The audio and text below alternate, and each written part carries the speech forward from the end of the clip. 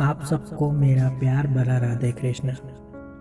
आज मैं आपको हमारी लाइफ में कुछ गंभीर प्रश्न और उनके उत्तर जो भगवत गीता के माध्यम से मैं आप सबके सामने लेकर आया हूँ। हमारी लाइफ में हमें कैसे जीना चाहिए, हमें क्या करना चाहिए, कैसे भवसागर को पार करें, और भी न जाने कितने सारे सवाल है हमारे मन में चलते रहते हैं, पर हमें उसका सही उत्तर नहीं मिलता है। तो ध्यान से सुनिएगा और चैनल को सब्सक्राइब जरूर कर देना।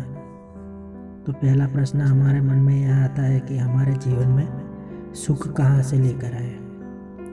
तो उसका जवाब है, भगवान की शरण में चले जाए और कहे तेरा तुझको अर्पण क्या लागे मेरा।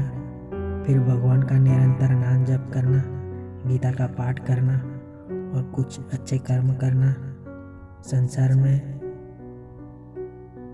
दूसरा प्रश्न हमारे मन में ये आता है कि संसार में दुख कब आता है। तो गीता में स्वयं भगवान ने कहा है कि संसार ही एक दुखालय है। तो जब हम भगवान के शरण में नहीं जाते हैं, उनका नाम जप नहीं करते हैं, अच्छे कर्म नहीं करते हैं, तो दुख स्वयं ही चलकर आ जाएगा। अब तीसरा प्रश्न हमारे मन में यह आता है कि जीवन में हमारे सबसे बड़े शत्रु कौन है।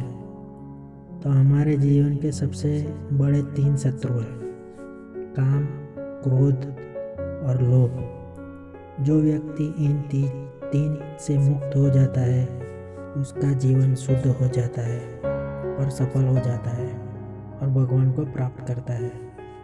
तो इस संसार में सुखी कौन रह सकता है। तो सुनिए, इस संसार में वही सुखी रह सकता है जो अपनी इच्छा का त्याग करके, इंद्रिय को, वेग को सहन करके अपने क्रोध पर काबू कर सके, वही इस संसार में सुखी रह सकता है। अब आपके मन में प्रश्न आएगा कि मन को संयमित कैसे करें। तो सुनिए, मन को संयमित करने का अर्थ है उसको अपनी इंद्रिय तृप्ति से अलग करना। हम जितना विषय भोग के बारे में सोचते हैं, मन उतना ही अतृप्त होता जाएगा। ऐसे ही मन को संयमित किया जा सकता है।